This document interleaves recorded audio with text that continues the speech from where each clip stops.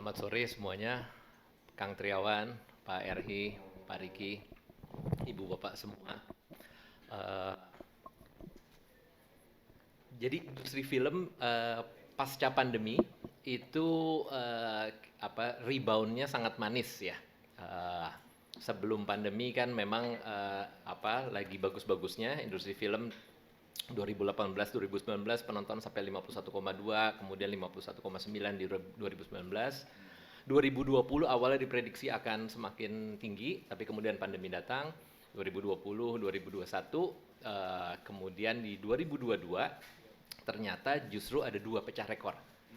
Eh, total penonton setahun terbanyak, jadi 2022 itu 54 juta, 54 juta koma sekian, bedanya sedikit, yang belum pernah terjadi sebelumnya, dan kemudian rekor all time box office untuk satu film, yaitu KKN, karena dia keluarkan yang extended versionnya itu sampai 10 juta. Jadi 2022 itu memang tahun yang manis buat industri film.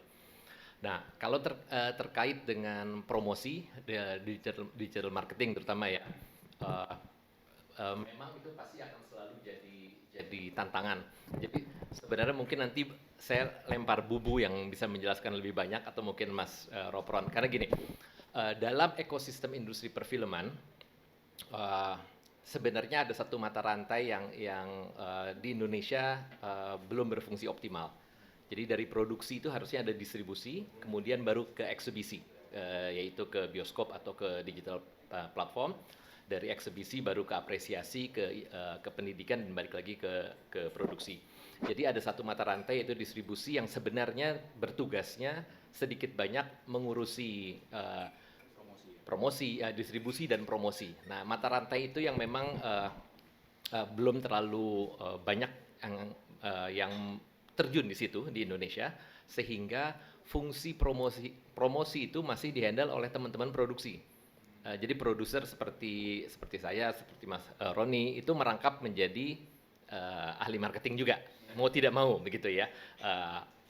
Nah, itu yang masih menjadi tantangan, walaupun belakangan sudah cukup banyak rumah produksi yang menjalankan fungsi sebagai distribusi. Jadi menjadi sebuah studio. Tidak semuanya produksi dibuat oleh mereka, tapi kemudian bekerja sama dengan rumah produksi lain, mereka yang mengurusi distribusinya. Nah, dengan jumlah penonton yang semakin tinggi dan potensi perkembangan penonton yang juga masih terbuka lebar, karena kalau 54 juta itu untuk 270 juta penduduk sebenarnya masih kecil sekali angkanya, masih seperlima ya, kurang dari seperlima bahkan. Kalau negara maju kayak Pak Riki tadi sebut Korea Selatan gitu ya, Korea Selatan penonton film lokalnya setahun bisa 200 juta, penduduknya 50 juta sekian, artinya setahun nonton 4 kali kalau dirata-ratakan. Kita seperlimanya, jadi 4 tahun sekali kita baru ke bioskop. Jadi bapak-bapak, ibu-ibu sekalian mengajak, mari kita ke bioskop gitu ya, mulai hari Kamis, boleh hari apa aja gitu, untuk nonton film Indonesia yang pasti ya. Nah, kalau misalnya artinya 54 juta itu masih punya potensi yang begitu besar untuk berkembang. Nah, dengan potensi itu artinya rumah-rumah produksi yang akan nantinya bergerak menjadi studio juga pasti akan semakin banyak. Karena itu nanti peran-peran seperti Mbak Bubu gitu ya pasti akan sangat dicari-cari. Seperti tahun ini, setiap tahun aja belakangan kan udah berapa judul? 12 tahun, sebulan sekali gitu. Berikutnya pasti akan lebih banyak lagi.